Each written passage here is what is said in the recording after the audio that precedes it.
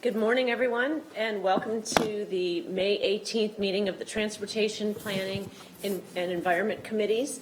This is the first time that we've met as a committee virtually, so bear with us as we get through a busy agenda today. I'm going to first make introductions as we usually do, and I'll see if our committee members are online. Do we have Mr. Eggleston? Yeah, good morning, Madam Chair. Larkin Eggleston, Committee Vice Chair. Thank you. Mr. Driggs, are you there? Yeah, I'm here. Good morning.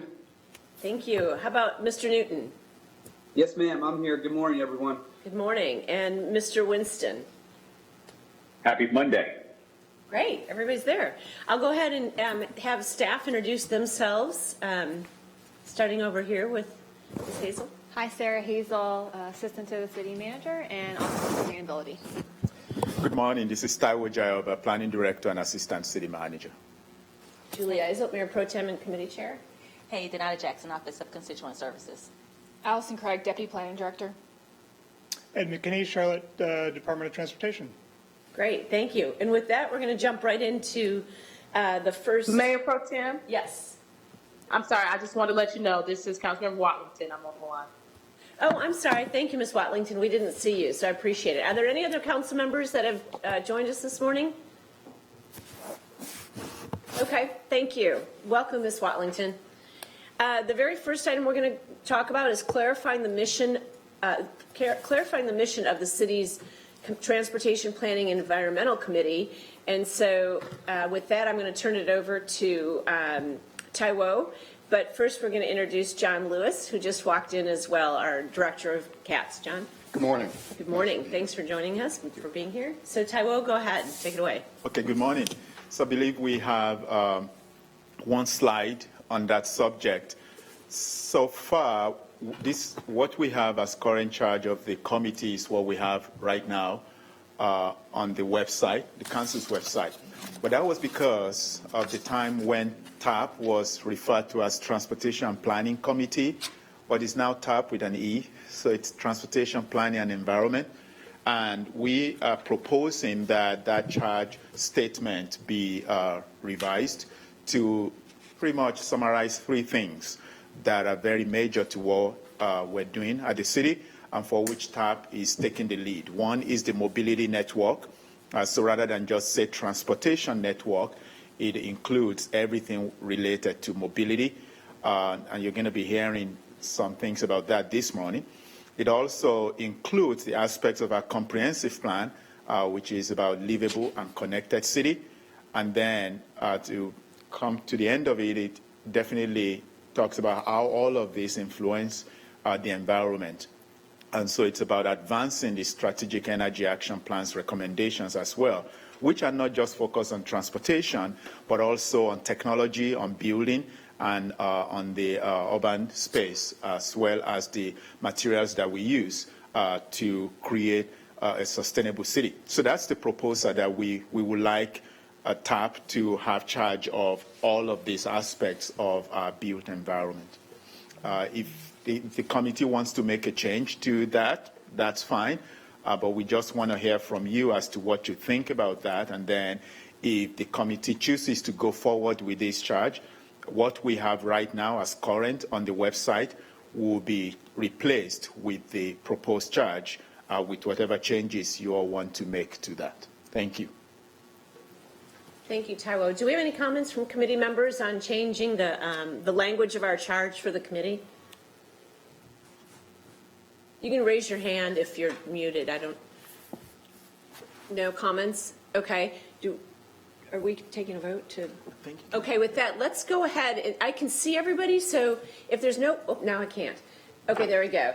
Let's go ahead and do a hand. Let's go ahead and do a hand raise if you do agree with changing the language as proposed. I think we do have some questions. Oh, I'm sorry, Braxton. I think I saw Mr. Driggs as well. Is there a way we can look at this really quick? I mean, I saw it when Mr. Jayoba was putting this up, but as I was trying to look at it, it went away. I feel like there was something missing about actual planning in there. I know it seems, there we go. Let me just take a few minutes to read it real quick.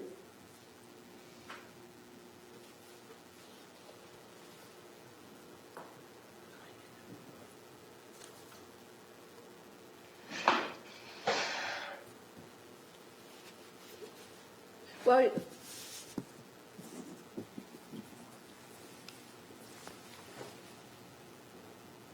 Mr. Driggs, did you have a question while Braxton's having a look at that?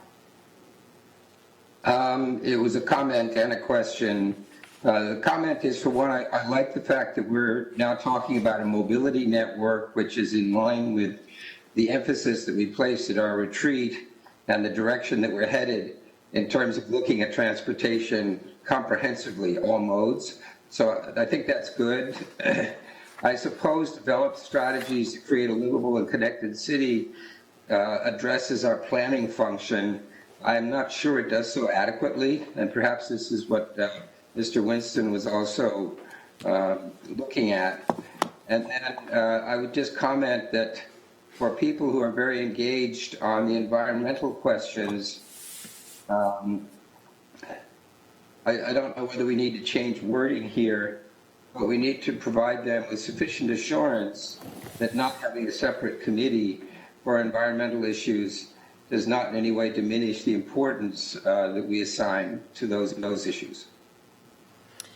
Okay, thank you, Mr. Driggs. I think really the point of including that language in the committee charge is that frequently when we do things under the TAP committee, we're being asked, or we're asking ourselves if they align what we said we were hoping to achieve with the Strategic Energy Action Plan. And so I think by putting in there, it's indicating that, yes, now that the environmental initiative is under the TAP committee, that we're looking at those initiatives side by side and making sure that they align, much like we try to do, the whole intent of the UDO is to looking at all the different ordinances and make sure that they align to the overall goal. So that was the reason for specifying that language. It's a small point, but it could be if we said something like develop strategies to create a livable and connected city that embodies the priorities established in our Strategic Energy Action Plan, or something to demonstrate the connection between environment and our other responsibilities, and also make clear that we are doing this precisely because we think the environmental issues are important, and our intention is to make sure that they are part of all of the other things that are the responsibility of this committee. Okay, great, thank you. Braxton, did you have a write it down. I hope you wrote question? Yeah, Mr. Driggs was right in terms of, my first read, I wasn't totally sure if the planning definition was in there sufficiently in the proposed charge, but I kind of see that the current charge, I guess it relates planning through the placemaking strategies and connections between neighborhoods. If the mission of the planning department is basically to create a livable and connected city, I guess I would ask Mr. J.O., but if that is the case, then I think that's succinctly captured in creating a livable and connected city. But I just want to make sure that's clear. So we have to be mindful, of course, that TAP is more than just planning department. It includes the Office of Sustainability. It includes our Charlotte Department of Transportation and also our Charlotte. Well, I guess what I should say is that I think the proposed changes, at first glance, clearly hit the transportation and environment piece. I just wasn't sure about the planning piece. I think if we go with what Councilmember Driggs just said, I actually think it touches that. Right now, we said on all our efforts, I believe in planning, we are talking about creating places, great places for our community, understanding obviously that it's an aspect of neighborhoods, that's implied in that. But I like the language about creating livable and connected city that embodies the recommendations in the Strategic Energy Action Plan, something like that, like Councilmember Drake said. So I think that also addresses your point, Councilmember Winston. Yes, it does. I think what this needs to do is kind of track the work that we've been doing on the 2040 plan, and what we discovered again at our retreat was that we needed to have some sort of incorporation of our mobility work, transportation work, into that larger framework. So I think this captures that pretty well. I'm still looking at the wording, but because planning itself doesn't exist in isolation, transportation doesn't exist in isolation, and environment don't.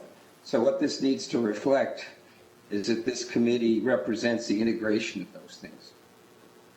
Well, to that point, should we be making specific reference to the comprehensive vision plan, even though it's not adopted yet, where the CAP is adopted? I don't think you want to necessarily limit the charge of the committee to the comprehensive plan specifically, but the overarching outcome of the comprehensive plan is to create livable communities and connected cities. And so I think that if we do that and it captures the intent of the comprehensive plan and any, I don't know what name that will be given in the future, if anybody comes here and wants to rebrand Charlotte Future 2040. But I really think that if we say whatever we do for the city in terms of planning, it's really about creating communities that are livable for our residents. And so I'll be fine with livable and connected city as that aspect of planning, if we're comfortable with that. Yeah. Any other comments from Mr. Newton or Mr. Eggleston? Okay, so I guess would we have to wait till the next committee meeting then to propose language, and then we'll come back to you all to move it forward, take a vote to move it forward? Okay. Do we know when the next committee meeting is going to be, Madam Chair? The next one will be June the 22nd. June 22nd, if you didn't hear that. Yeah, June 22nd. I think we're talking about a couple of small wording changes. I don't know whether it's as a matter of process, they could just be circulated to us and we could give them a nod. Can we do it that way? Yes. Okay, great. Yeah. Good idea. We will revise this and send it back out to all of you prior to the next meeting. So, Okay. All right, we'll go ahead and do that. And then when you guys get that, if you would then indicate that you accept that language by letting staff know, that would be great. Let's see. The second item is Charlotte Moves Task Force, and this comes out of in February 2020 when the mayor formed the Charlotte Moves Task Force, and the task force was formed to address mobility and transportation issues in Charlotte. The task force held its first meeting on May 14th, and this is an update to the outcome from that meeting, and I will turn that over to Sarah Hazel. Thank you, and good morning again. So I'm just going to give you a brief update on the meeting that was held on Thursday, the first Charlotte Moves Task Force meeting. But first, let me just provide a little bit of background about how the task force was formed. Can we advance the slide? Great. So if you all recall, in December, Mayor Lyles announced that a committee was going to be formed to look at and address mobility and transportation broadly in Charlotte. And then, as referenced earlier from your annual strategic council meeting in January, there was a lot of discussion, not just about transportation, but looking at mobility as a whole. Specifically around efficient public transit, but also pedestrian and bike networks, traffic signalization. And so that concept began to take more form and was formalized at that time. Then in February, there was 25 members who were appointed to the Charlotte Moves Task Force to look at these issues. These members have a variety of backgrounds and experiences, and Mayor Harvey Gantt is chairing the group. The idea was for this task force to meet starting in March and meet through December, but with COVID-19, that was pushed back just a little bit. First meeting was last Thursday, and thank you. And the goal will be to meet every month, with the exception of July, although there may be a meeting in July that gets added on. So ultimately, after these meetings, the outcome is a recommendation to you, City Council, of two things: a catalytic network of mobility projects and a recommendation for how to fund those projects, a funding strategy for you to review. So this is a little small, and I think we may have cut off one member here at the bottom of this slide, but this is the list of the 24 members. Again, it's a really diverse group, and you can also review the members on the Charlotte Moves website, which I have on a slide that is later on in the presentation. So the primary goals of the committee, there are 5. So one is to do public engagement. So ideally, when this task force was formed, obviously it was a little bit of a different time, and so there was going to be public meetings with room for the public to come in and participate in the way that we typically do. But we have provided an opportunity for folks to participate online. So one component is civic engagement, review of existing plans. Mayor Gantt made the point in the first meeting that there is a lot of work that this group is building off of, so this is not at all starting from scratch, obviously, and to identify gaps, to assess mobility needs and the public's appetite for meeting those needs in a changing world, determine funding mechanism, and then this recommendation that I previously mentioned. So what will that look like? So a comprehensive mobility plan will provide high-quality options so people can spend less time sitting in traffic, more time with their families, exceptional travel experiences. So whether you're taking a bus or a train or you're walking or you're biking, or you're scootering, or you're driving, you have an integrated network that is seamless and you can go where you want to go and then fulfills community goals. So back to sort of making that connection to how a mobility network supports our goals of upward mobility, affordable housing, and workforce development. So during the first meeting, there was a discussion of this charge that I just relayed, and then we had a conversation around the 2040 Comprehensive Plan, the Strategic Mobility Plan, and the Strategic Energy Action Plan. And so specifically, it talked about the comprehensive plan and how the work continues to advance in creating great places, the themes that have emerged around connected corridors, 10-minute neighborhoods, and just creating great neighborhoods. We talked about the Strategic Energy Action Plan, and I highlighted how 36% of our carbon emissions come from transportation, and so investments and focus on our mobility is a focus on our environment and helps us meet those 2050 low-carbon city goals. And Ed spoke about the strategic mobility plan work that really aligns with the timing of this task force and is updating the transportation plan, looking at establishing mobility metrics, and aligns with the goals of the 2 other plans that we discussed. So here's just a snapshot. There's 24 folks on the screen, but it was streamed on YouTube where the public could make comments, and we were able to receive comments. Mayor Gantt was able to share them with the group on the same night.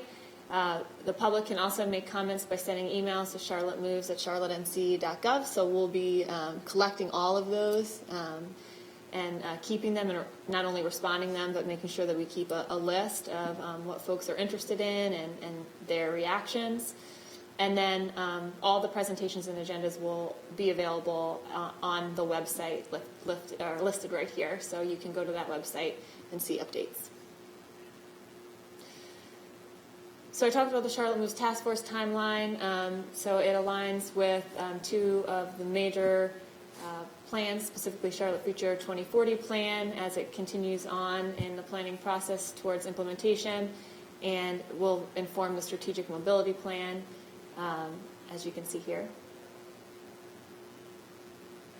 And then during the next meeting, the goal will be to get into some more existing policies and programs, so the 2030 transit plan, Charlotte Walk, Charlotte Bikes, and talk a little bit about our capital investment process to provide more background for the task force to dive into. And I think that that's my brief update. Any questions? Thank you, Ms. Hazel. I do have a question with regards to, this was put together before the pandemic, and I think one of the best initiatives to come out of this, one of our silver linings, is the Shared Streets program. The response from the public has been, why can't we have more? So that's a good problem. People have truly embraced this. It makes you very aware when you're walking in the street and you see so many parked cars, yet you see so many people walking in the street, that we have a terrific misallocation of public space that favors automobiles more than people and bikes and walkers. And so I wonder if, as we look at the experience of shared streets and how we might roll it out or develop it or make it a permanent program, will that be something that this task force will engage in, that discussion? Thank you for that question. At this point, I cannot say that I'm sure the task force will go into the details of shared streets and whether we make it permanent or not. That's on us as staff to do that independent of the task force. And so there's a team we're putting together in-house and also with our county partners as well to look at not just the permanence of some of this, but how do we expand this number of streets that we have in the future. Ed has been working with our planning, Ed McKinney from CDOT has also been working with our planning staff as well. I don't have specific answers right now, but we do know that that's something we will be looking at. However, as related to the task force, one of the questions that actually came from the members was, yes, this was put together prior to COVID-19. Will the Charlotte Moves outcome reflect life after the pandemic in terms of mobility? And so we do have a consultant working with CDOT on the strategic mobility plan, which Ed McKinney presented to this group back in January. That consultant actually responded that, yes, we will be looking at that. As we pick our best practice cities that are already looking at this same initiative, we'll be looking at what are they thinking of with regards to addressing the pandemic in mobility strategies. And so what we present to the task force at the end of the day will include that looking forward. So I'm answering your questions in two ways. One is that we're looking at our shared street staff independent of the task force, and we will be coming out with some other ideas as to what do we do with expanding the number, but also what happens when we start to reopen in terms of permanence. And then the mobility task force will be looking at an outcome of the study that addresses COVID-19 as related to mobility generally. Thank you. We have questions from Mr. Driggs and then Mr. Winston. Go ahead, Mr. Driggs. Sarah, could you put the slide back up with the members? Yep, coming up. Donata? Yeah, it's coming. Oh, the load. So what I'm wondering is just what is the expectation of the product of this group and how it ties into council's process? It looks like we're outsourcing a lot of work that arguably we should be doing ourselves. And so I'm just wondering what will we get from them that allows us to assume the ultimate responsibility for whatever mobility options we adopt. I think I can speak to that. We started the idea behind the strategic mobility plan kind of like towards the end of last year, of 2019. That was even prior to the task force being put together. The idea behind the strategic mobility plan is that right now we have a transportation action plan, which was adopted a few years ago. We also have plans addressing bikes and walks. And then into that whole equation we started the comprehensive plan, which addresses the built environment. There is not one plan, of course, the CIAP, which was adopted back in 2019, but there's not one plan right now that we have in Charlotte that addresses bringing together a 2030 transit plan, a Charlotte Walks, a Charlotte Bikes. There's just not one. So the idea behind this, obviously, by the mayor is how do we turn these plans into reality?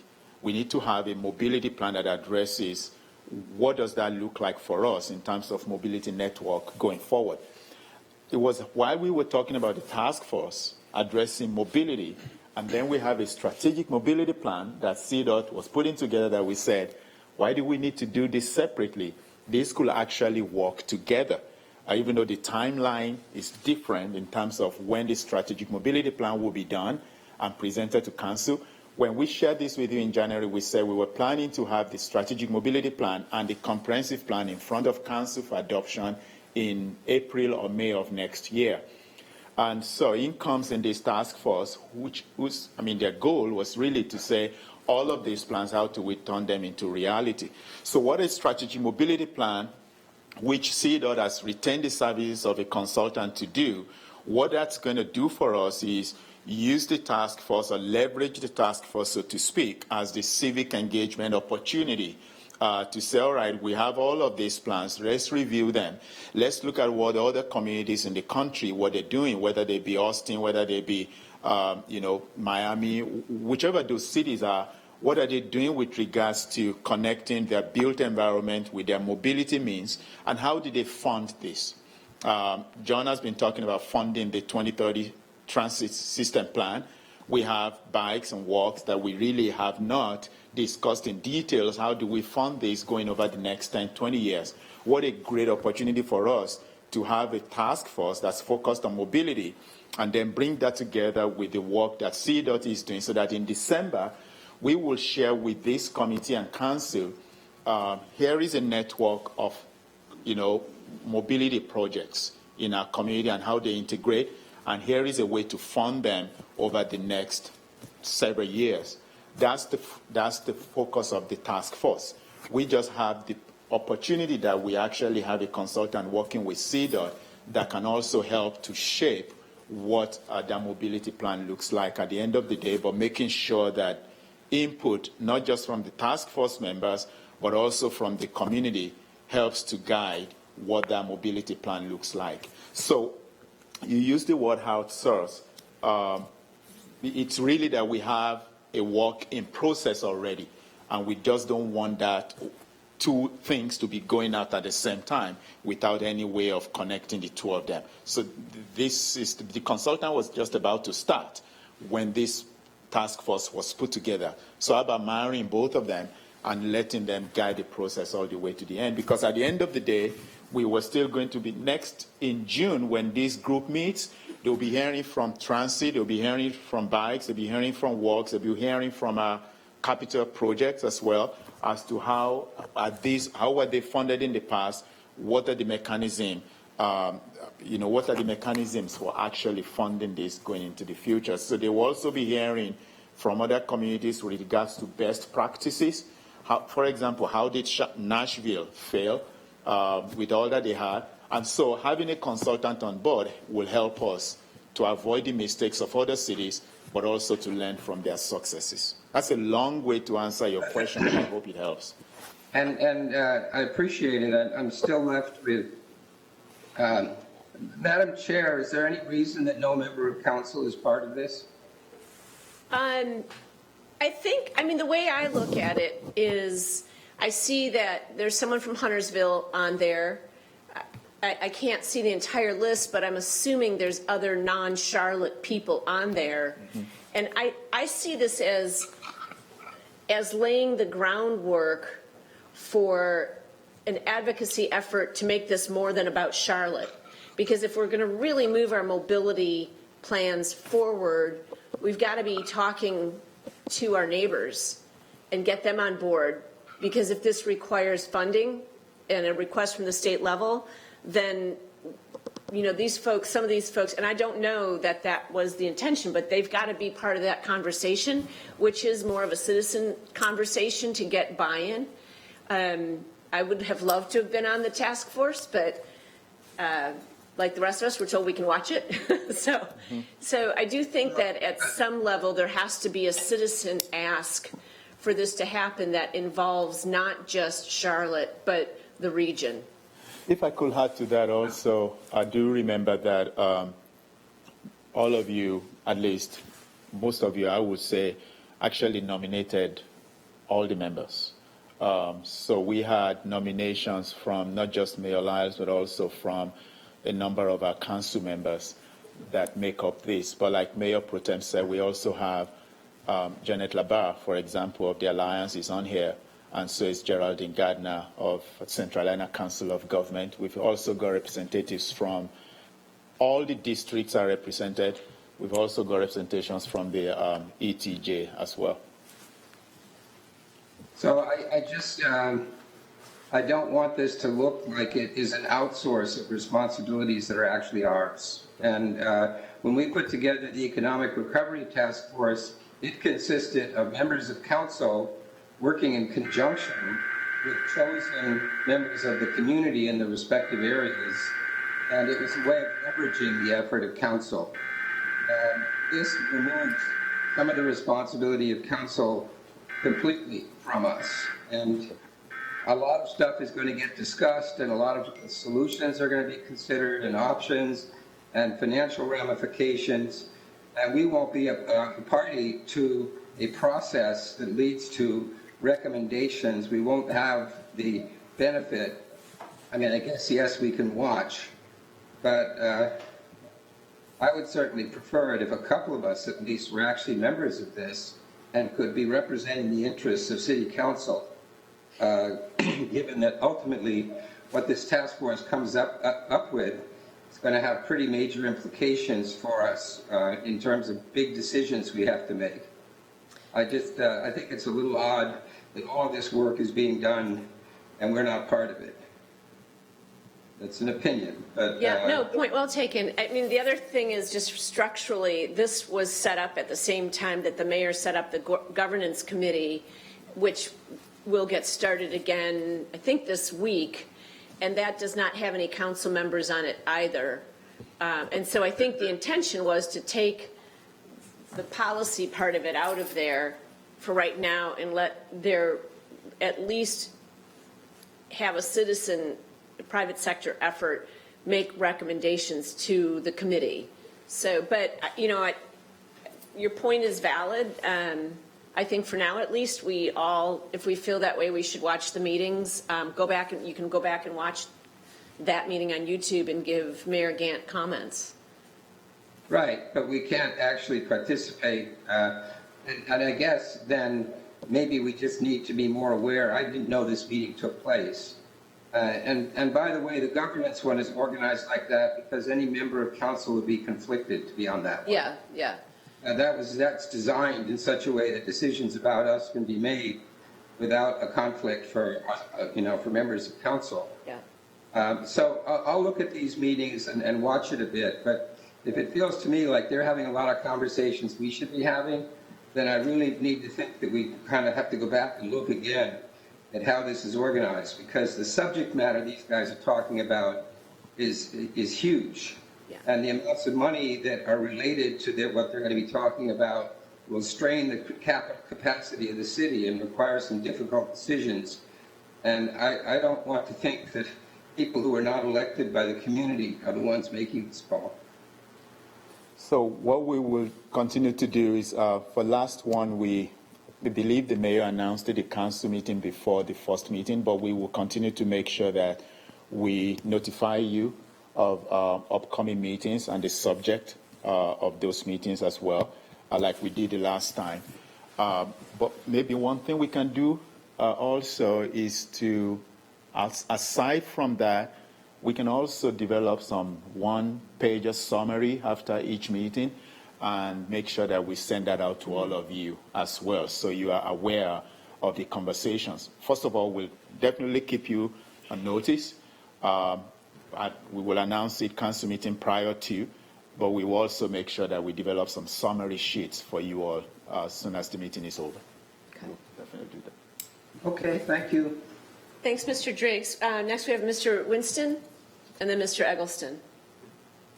Not Mr. I'd like the Eggleston. record to show that myself and Mr. Driggs actually agree on things quite often. I'm Twice going in to one echo a lot of his concerns right here. I think there needs to be a lot of interaction between the task force and council. And I really do believe that city council needs to be guiding the agenda for this task force. My memory is that this task force the need for this task force really did grow out of the Silver Line funding discussions that we were having for that first phase. That debate brought to the forefront the need to consider mobility decisions and spends comprehensively. So I think with that in mind, council needs to take a very proactive role in setting the task force's agenda. And I say council, not staff. One of to the Mayor Pro Tem's comment on shared streets is a perfect example. I disagree with Mr. Jayoba that the staff can just decide on their own what to do, especially when it comes to permanence, especially when we're considering the size and scale and scope of some of the things, the transformational things that City Council wants to do. For example, you guys can cut off certain streets, especially city-maintained streets. But if we are starting to look at something bigger, for example, I don't see any of the shared street program uptown. So if we wanted to do something very audacious, that would be transformative, like, for instance, shutting down Tryon Street uptown between 277, excuse me, both north to south. That would take a lot of work by council to do that. Of course, we would have to bring different entities into and conversations and questions to the table. So I think the way these recovery task forces have worked show that we need to have interaction between council and the private sector and citizens who are on these things. But for this to be really effective and not just something that is, I don't know, another task force that puts up a piece of paper that gets dusty, we need to be very directly and intimately involved with this. Yeah, I hear you, and I think they're all valid points. I do think, though, that if you look back on task forces that were done that didn't sit and get dusty, I think there is some, and I don't know if this is the reason the mayor's done it, but I think in the past there is some, it does change the discussion, and some people feel like they can have more free conversation if policymakers aren't there. I think that's what her intention was, but I hear your point. Well, and I think we can find out from the mayor why she. We have to be nimble.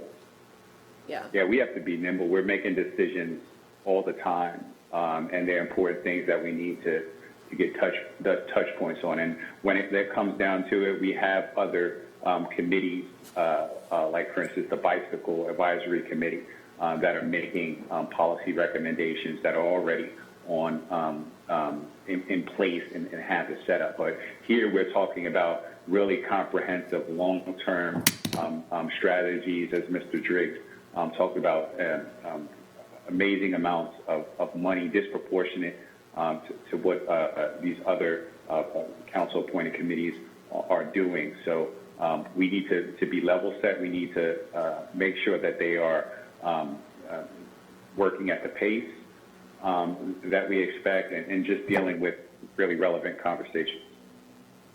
Okay, thanks. I'll find out, get more information as to why it was set up that way. Mr. Eggleston, do you still have a question?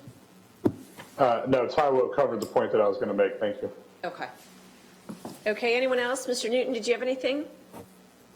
Madam Chair, I have a follow-up. Okay. I don't have anything, Madam Chair. Okay, thanks, Mr. Newton. Mr. Driggs? I just wanted to say a group that size is pretty unwieldy. So in fact, for them to be productive, they probably would need to break down into smaller groups. Otherwise, what's going to happen is you'll have a large room full of people listening to presentations and not creating kind of output of their own. So, I mean, I've been on a lot of nonprofit boards and other places, and the room is full of 15 or 20 people that are just listening and a few that are talking. So operationally, too, I'll watch a couple of meetings and see how it's working, but this should not be a group that is just steered towards a conclusion by the work of a few people. Okay. All right, well, I'll get a better answer for the committee as to why it was set up that way. I know I did ask to be on the committee, so I had an interest in it, but I'll give you a better answer as to why it was determined that no council members would be on it. If that's it for that topic for the Charlotte Moves. I believe the chair is muted. Can you hear me? Can you hear me? Okay. Thank you for everybody's input, and we'll get a better answer as to why it was set up that way or if we can make any changes.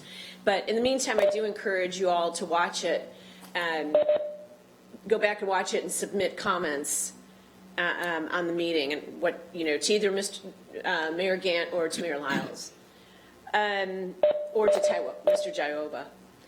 The next item on the agenda is the fourth. Well, I got a question about that. I mean, shouldn't they be reporting back to us?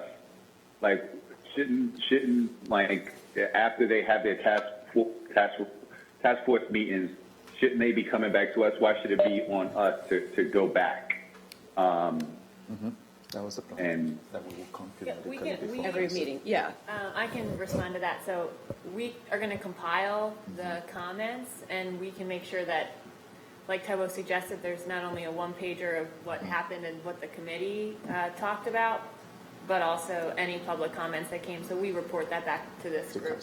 Yeah. I just meant that if you want to go back and watch this one that just happened last week, and if you've got comments on that one, please just send it to staff.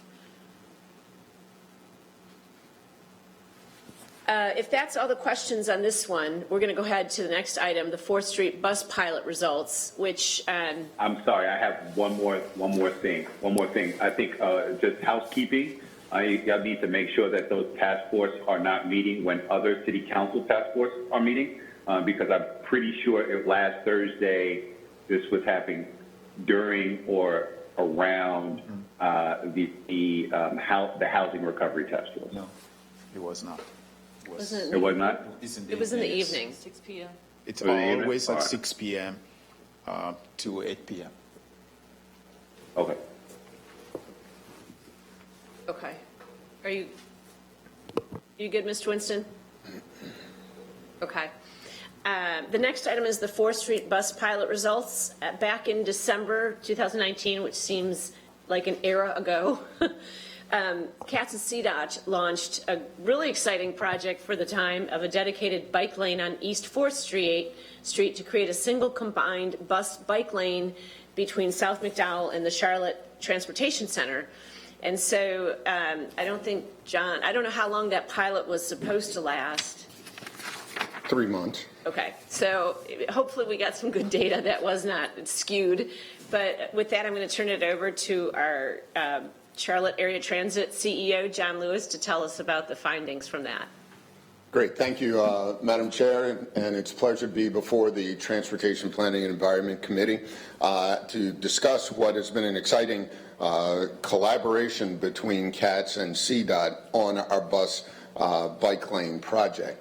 As was mentioned earlier, this was intended to be a 90-day pilot, but the experience was so positive from both a rider and a mobility standpoint that the pilot continues. So we're still in that pilot phase. I think it's the intention, as CDOT is now in the process of repaving 4th Street, that it will come to some permanence in the immediate future. But the genesis of this project, this was the next phase of our Envision My Ride program. Members may recall that this was a part of a 3-part plan that revamped our entire and redesigned our entire bus network. The 3 phases of the Envision My Ride project were to structurally redesign our bus network to move away from what at the time had been more of a hub and spoke model, which required so many of our riders to get on the bus in the outskirts of the city, come into town at the transit center, get off one bus, cross the apron of the transit center, get onto another bus, and head back out. It was intrinsically non-effective for so many of our riders. And a study was actually done that said the results of that study mentioned that while you can get almost anywhere in Mecklenburg County utilizing CAT service, if you have to take more than one bus, your ride was an average of 90 minutes or greater each way. And I think that was the crux of the beginning of the Envision My Ride program, because we had so many structural inefficiencies embedded in our bus system. So the first phase was to get the structure right. And in the fall of 2018, we completely changed our structure, going from, as I mentioned, that hub and spoke system to a more grid system that had more cross-county routes that did not require transfers. We think that we got the structure right with that change. We moved into phase 2 and started having more conversations about how we invested more money into the program so that we can increase frequencies. Almost 40% of our bus routes, as currently compiled, the frequency, the intervals between when bus 1 and bus 2 will come is greater than 30 minutes. And in some cases, 45 minutes to an hour. So if you're standing at a bus stop and you miss that bus and have to wait 45 minutes or an hour for the next vehicle to come, you've probably got a very different opinion of the effectiveness of our system. And so phase 2 was to focus on increasing frequencies of our routes, and we continue to have conversations about how we fund additional frequency. But at the same time, we started moving into phase 3, which is the effectiveness. If we had all of our bus routes on 10 or 15-minute headways and they're still stuck in the same congested corridors and traffic that everyone else is dealing with, we haven't maximized the investment that we have put into the program. So the bike lane, the bus only lanes is one of the ways that we look at the efficiency and effectiveness of our system by using technology such as bus only lanes to greatly enhance the efficiency of our system. And I'll talk about the results of the 4th Street pilot, but know that this is a part of a structured look at other corridors that we can look to make these kind of changes and other technological advancements to help us move our vehicles and our riders more efficiently throughout the region. And so the bus-only lanes is certainly not a new program in public transit. There have been a handful of jurisdictions that have embraced this wholly, and there are just a couple of examples. In Everett, Maine, bus-only lane was tested during morning peak. It reduced trip times by 20 to 30%.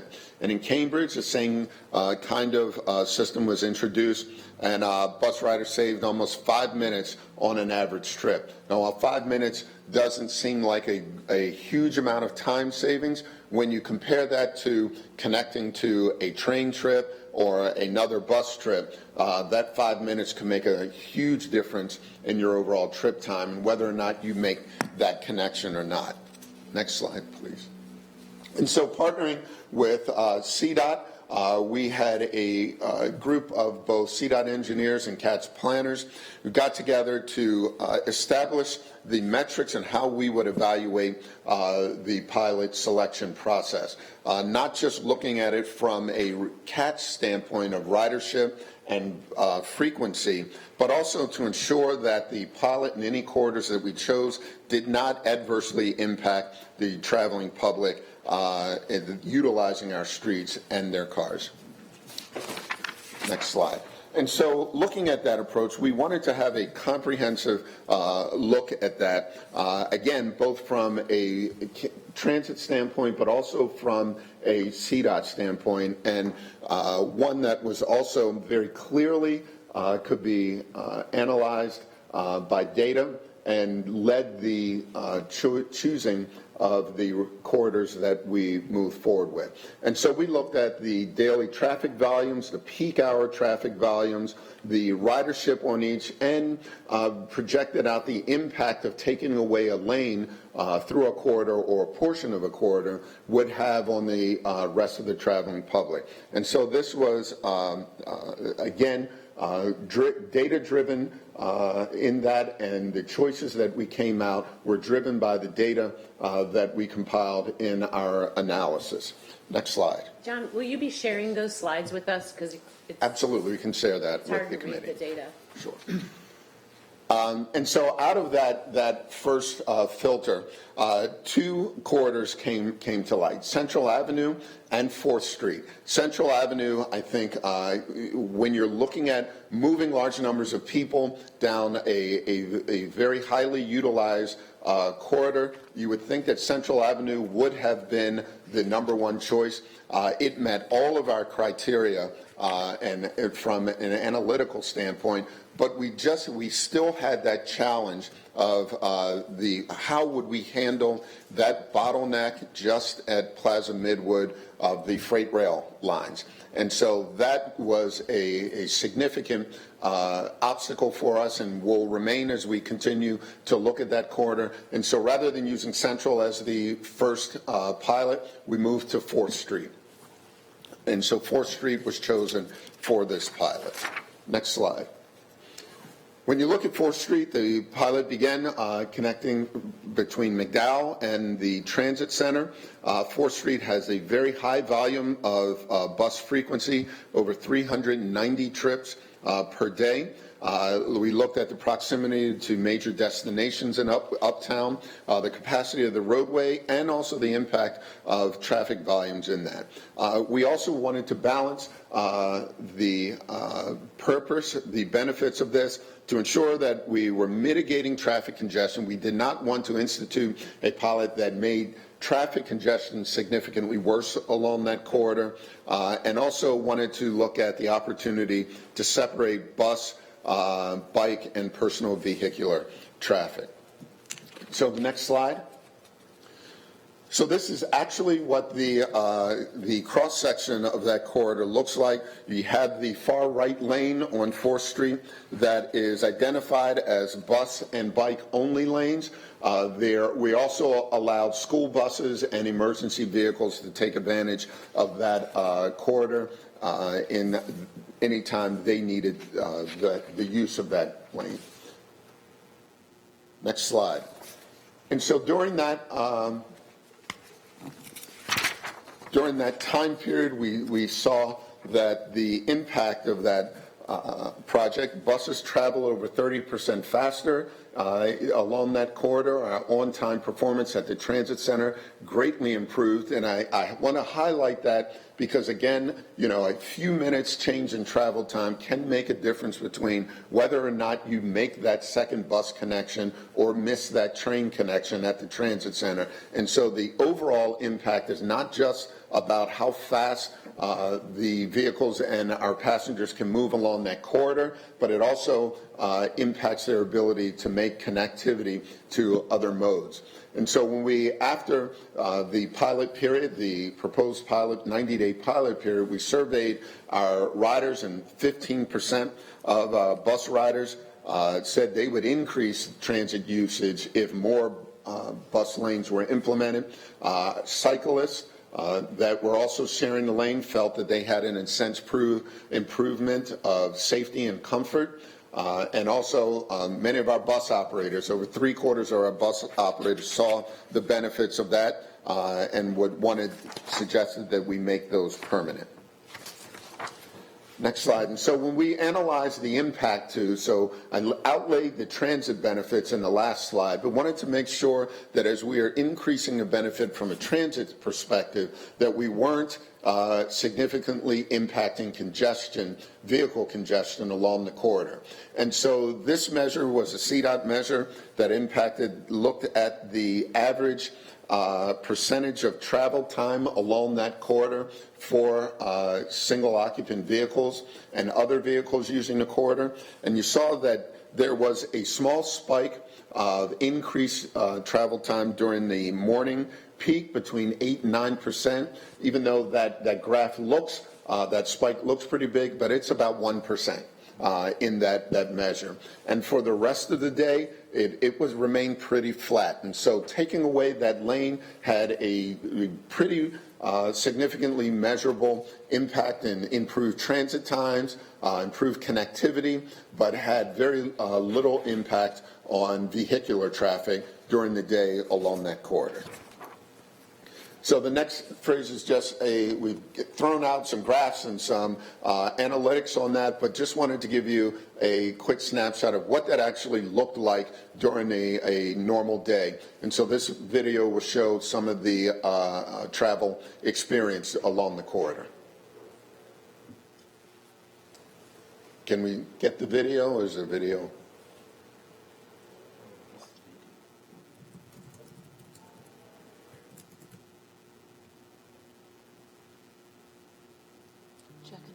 All right, well, if the video isn't, we'll move to the next slide.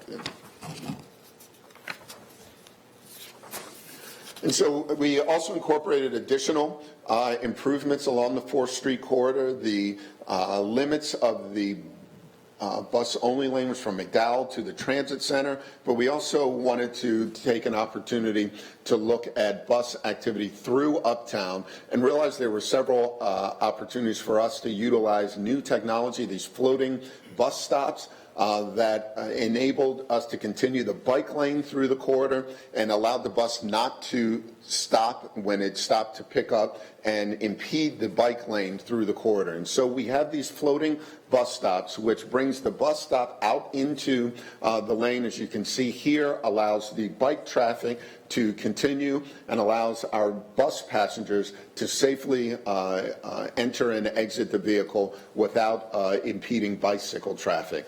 And so there were 2 locations in Uptown at 4th and Church and 4th and Tryon where the floating bus floating bus stops were instituted. Next slide. And so, as I mentioned earlier, this is the next phase of the Envision My Ride program, where we focused on structure, frequency, and now effectiveness and efficiency of our bus mobility system. And so we are now also looking at other corridors throughout the city and throughout our operating area where we can look to add additional treatments such as bus-only lanes, queue jumpers, where a bus would be in regular traffic until it got to the intersection. The queue jumper would allow the bus to get out ahead of standing traffic at those intersections. Look at greater utilization of transit signal priority, where our buses would be able to communicate with the intersection signals, and a signal would know that a bus is approaching. It may hold that green for the bus a little longer so that the bus can continue having its movement through the corridor. And then other adjustments to our bus stop amenities and spacing like the floating bus lanes. So next slide. Madam Chair, if there are any questions, that concludes my presentation this morning. Okay, if we can get back to the screen, we can see hands raised if anyone has a question. While we're doing, any committee member questions for Mr. Lewis? Just raise your hand on the screen if Mr. Winston, and then Mr. Driggs. One suggestion or question I would have, this pilot and these lanes seem like a perfect opportunity to test potential bus rapid transit routes. Wondering if there's any consideration of that as we've selected the next one. Yes, I think, great question, Mr. Winston. I think what we wanted to do was in the pilot, was test the bus lane only and to ensure that the public gets used to it, that we don't severely impact the traveling public. I think this pilot shows that we can implement this kind of treatment in other corridors without significantly impacting the traveling public. The next logical phase is to not only look at implementing bus-only lanes, but also the significant improvements in bus stops and other bus amenities, as I mentioned also, that come together to make up bus rapid transit projects. And so as a part of the ongoing study, not only will we be looking at corridors that we can implement bus-only lanes, but also the greater bus rapid transit projects. And that's more than just the lanes, that the stations, the traffic signal priority, larger vehicles we could implement utilizing articulated buses, which gets you twice as many people in one vehicle. So that is the next phase of this. But we wanted to make sure we kind of crawled before we walked and make sure that the concept of bus-only lanes was discussed and investigated before we went to that next phase. Thank you. Was that it, Mr. Winston? You good? Okay, Mr. Driggs? Thank you. John, I think this is a great first step toward making us, getting us in step with what other cities are doing. I've certainly visited other cities and seen alternative solutions. I did have a question. Is there any evidence that bike ridership has gone up as a result of their access to that lane? During the study, again, it was not a very long study. It was a 90-day time frame, and also it was in December, January, February, probably not the best months to evaluate bicycle utilization. But as we go on, we continue to have conversations with the biking community as the pilot continues. I think generally we had very positive feedback from the biking community, but we'll continue to evaluate that. I don't know if CDOT, Ed, if you have any new additional information on that. No, but again, yeah, it's an opportunity for us to track that as we move forward, and we can follow up. Great. That'll be an ongoing discussion we have, Mr. Driggs. Thank you. I will mention that I have family living in New York and Manhattan, and one thing they noted was that New York started to put in bike lanes, and the utilization wasn't initially that great.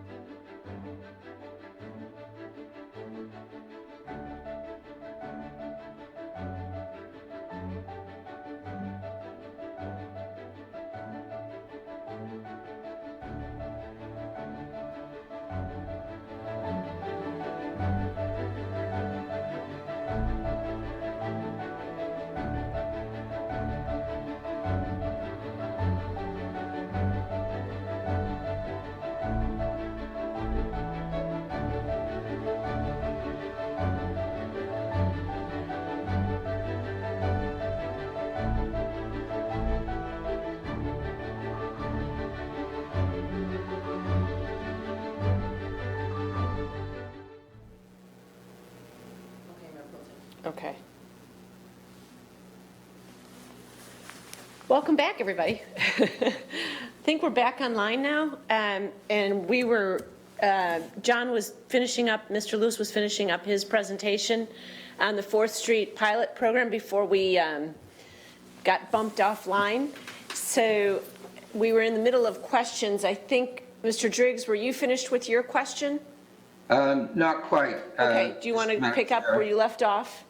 Yeah, so I was just commenting for one that as we build out the bike paths, we'll find, based on the New York experience, that at some point utilization spikes way up because people can actually get from their origin to their destination in safety. It's not a whole lot of comfort if the environment isn't friendly to have one segment. So I think we need to keep working on it and monitor utilization, but look forward to much bigger numbers when you're actually able to kind of make your whole journey on protected space. The other question I had was whether or not any thought was given, as has been done in other cities, to allowing rideshare cars or taxis to share those bus lanes. So, Mr. Driggs, I think that is a question we'll have to dig into. One of the things that we evaluate, even on that 4th Street corridor, was the impact of stopped vehicles in that corridor really throws off the overall efficiency.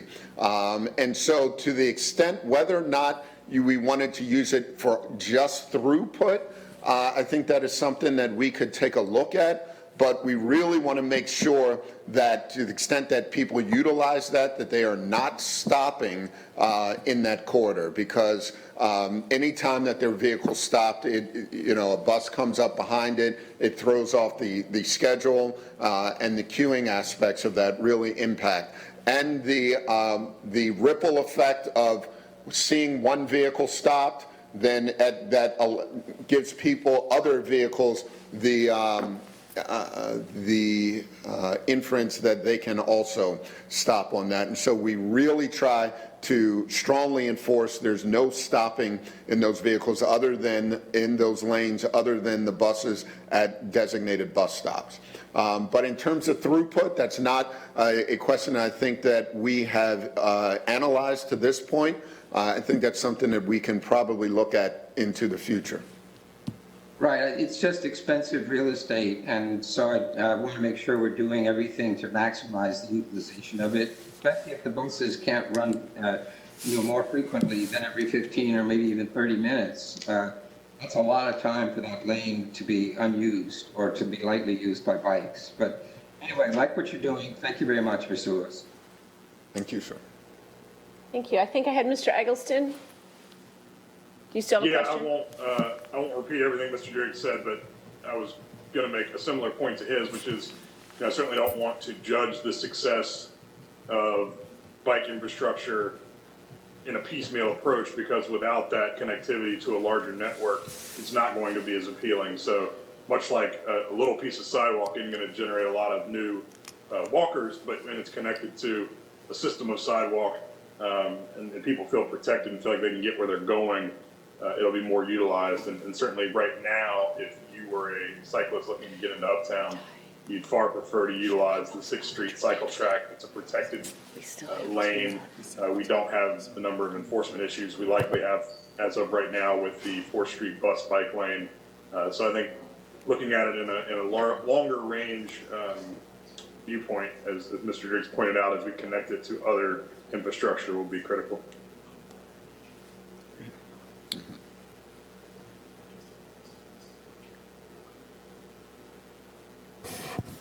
Okay, thanks, Mr. Eggleston. I have a couple questions. I'll make it quick, John, because then we have to, I was asking Taiwo what we need. We have 2 more items on the agenda in the next 11 minutes. So I'll ask you later, but I'd like to know a little bit more about the 85% that didn't say they would increase their bus usage because of time saved on the, if you could just provide us a little bit more information on what those survey results were.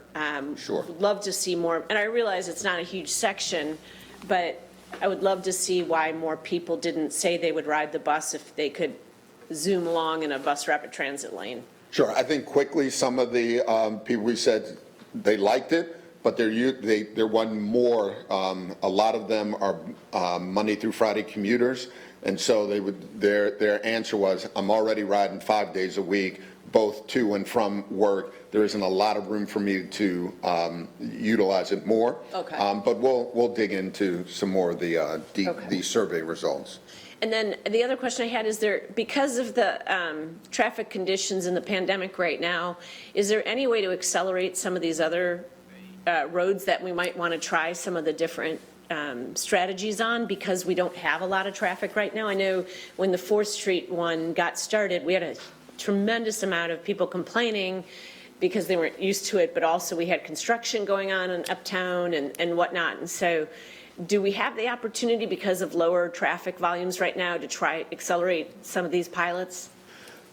I think that's something that we can look at. I think one of the most important results of this survey was, again, from a transit standpoint, I would love to implement every bus only lane and bus rapid transit corridor that we can, but we want to make sure that we're not being too premature in the implementation, that we don't have a really negative impact to the rest of the traveling public.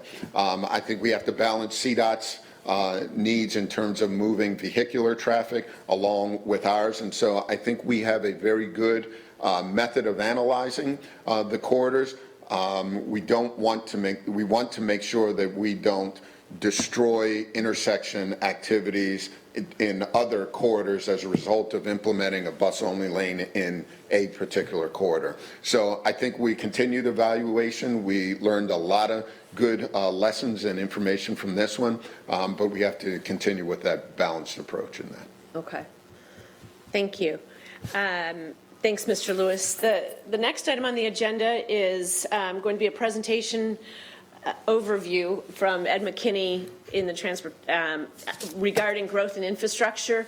So this is in reference to the referral to our committee that the mayor made with aligning our land use decisions policies along with the reality of the development in our high growth corridors and the impact that has on transportation. So Ed's going to give us an overview.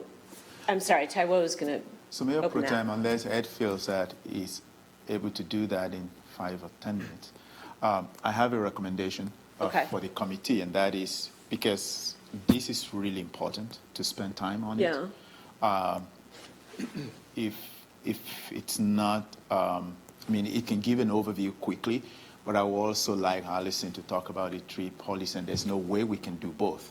So I'm wondering if they could just spend a few minutes, give a brief overview of each, and then we come back on June 22nd, and this will be the 2 main items. If that's I don't want to cut off this conversation or stop council from asking questions. So if you want to do that, then we know that these 2 items will be on the June agenda so that we can have a better discussion and council committee members can ask questions about it. So Ed, do you want to give a quick and dirty summary of what the work you're doing, and then Allison will move into the tree canopy action plan? Yeah, and absolutely. Maybe the quickest way to do that is go to the second to the last slide, and I'll just kind of cut to the chase. Most of what's in the presentation is in the body of the report the council has. Go to one more slide. Next slide. So this is just a summary, and again, we can go through in much more detail and discussion next time. But want to emphasize, as you recall, we got this charge back in December of 2019. Staff spent some time thinking through essentially that notion of what can we do, some new actions that we could take to more effectively think through the relationship between the growth that we're seeing and the mitigation and the transportation and mobility investment we're making in those areas, particularly around areas where we're seeing high growth, lots of new development, rezonings, and development growth happening along our corridors. Long story short, these 3 areas, again, we'll talk through the details of these a little bit more next time. But I want to emphasize, we focus on 3 areas for a couple of reasons, and actually it comes up this morning. One is these were areas that we, as staff, both the planning department, CDOT, and CATS, felt were areas that we felt could have some very important impacts, and so areas that we could focus on. There are also areas where we're already doing some things. So this, a good example is in the middle here, the transit priority corridor investment. We've already talked about this morning about the bus priority work that the CATS is just starting to kick off. The notion, Mayor Pro Tem, that you just mentioned about some pilot things that we could do even in this next period of time around the success of 4th Street. So that's a great example where we feel like there's some value that we can add, some capacity and some new thinking we can put to bear on some of these places where we're seeing high growth, and align it with some work that we're doing with CAT. So we feel like in the next period of time we can come back, look at some pilot, some expanding of the pilot work that we did on 4th Street, and lead up and kind of tee up the longer vision that CATS has around a bus priority system citywide. That's one example. The other 2 around the mitigation and impact. We've talked a lot about that. Council talks a lot about this at the zoning meetings. How are we mitigating, thinking about the impacts of development on the infrastructure? Again, there's some areas that we want to talk with you more about in terms of how we look at and some policy changes we can make to the way in which we measure and mitigate and negotiate some of those impacts. There's also some very interesting things. I think Council has seen this both with Ballantyne, and you'll see it, I think, tonight around Atrium. We're doing some great things with some of our larger development projects around transportation demand management. So what can we do where those projects can support transit passes, or those projects can support other measures to reduce the impact of their development on our system, provide other options, bike, transit, work from home, all of those kinds of things are new areas that we're working to, and quite frankly just haven't formalized in our policies. So we want to do that work, and it aligns with the work that we're doing around the comprehensive plan and the UDO. Again, an example where we feel like we can have some impact, but it also feeds into some larger work that we're doing longer term. And then the last one, I think, which is probably one of the best good news stories here, is so we also recognize, and there's some areas that we have talked about, and Council has seen this now in the manager's proposed budget, around these areas of what we're calling targeted capacity investment areas. So we've identified 3: Steel Creek, South Charlotte, University City, areas that we already understood, obviously for both technical and sort of the layman's perspective, that we knew we had congestion. And now we're going to look at and target some very specific intersection, sort of surgical kinds of projects that we could do to start to move the dial on some of the congestion we're seeing. And as you see on the slide, and you all have all talked about this as part of your budget, that's also an area where the manager has identified some funding. So we think that's a great example where we can probably quickly find and identify those projects, tee them up, and potentially, depending upon the adoption of this in the budget in the next several months, this will be a place in which we can start to make some real investment supporting that. So with that, there's probably maybe just a little over 5 minutes. With lots more, we can talk on all 3 of these areas next time, but just wanted to give you a sense of how we're focused and the things that we're going to be doing next. Thank you, Mr. McKinney. That was quick. Council, or committee, are you guys okay with waiting for questions for next month? Okay. Yes. Thank you. And with that, we will move right along to the tree canopy and have Ms. Craig give a quick overview. Slide 4, by chance. So the tree canopy action plan is intended to be a companion document to the 2040 comprehensive plan. We can't hear Ms. Craig at this point. Thank you. Okay, sorry about that. The tree canopy action plan is intended to be a companion document to the comprehensive plan, the 2040 plan, with the idea that the comprehensive plan is just not going to get to the level of detail and community engagement that really is required for just a topic that's very important to the community.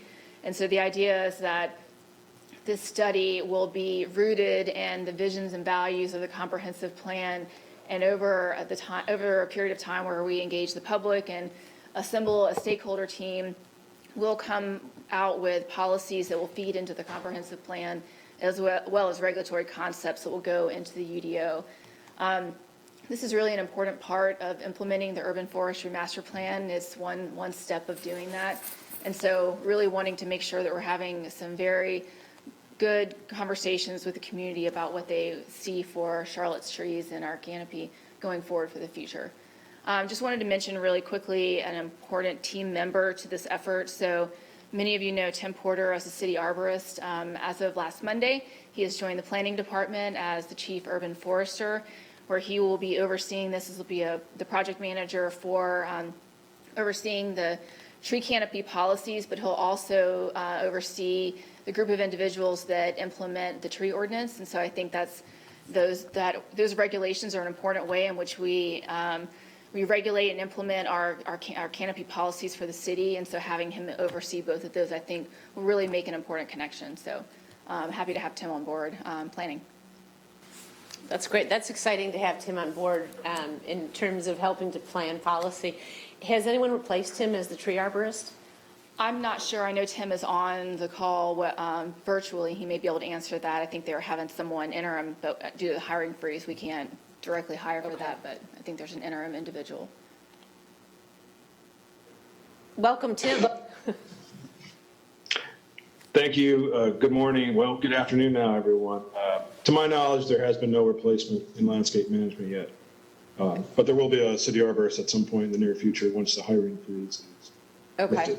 Well, it's great to take, I mean, you're really well respected amongst citizens in the community that care a lot and get involved in maintaining our tree canopy. So it's great to have you uptown to be able to be a part of that policy and planning. So that's great news. Well, thank you for those kind words. I'm really excited about this opportunity to work with planning and focus on policy and strategy, and I'm looking forward to it. Thank you. With that, if we don't have any other questions from committee members, we're going to go ahead and adjourn, and we'll get more into detail on those last two items. I have a question. Oh, go ahead, Mr. Winston. I guess this is less of a question, but a comment. I think this tree canopy action plan is a great example of what we were talking about earlier, where council can and probably should guide the mobility task force agenda. If we identify shared streets that could become permanent, this would be a new asset for the tree canopy action plan. And again, something that we weren't thinking about early in the year when this was set. But obviously, making shared streets permanent is something that the council shouldn't do on its own. We should have community input. I think that would be identifying shared streets that become permanent in relation to the tree canopy, and how we might use those shared streets to further the tree canopy is something that the community needs some input on. Okay, thank you, Mr. Winston. Any other comments before we adjourn? Okay. Can I have a motion to adjourn in a second? Second. Okay, thanks, everybody. We'll see you tonight for the zoning meeting. Goody, goody.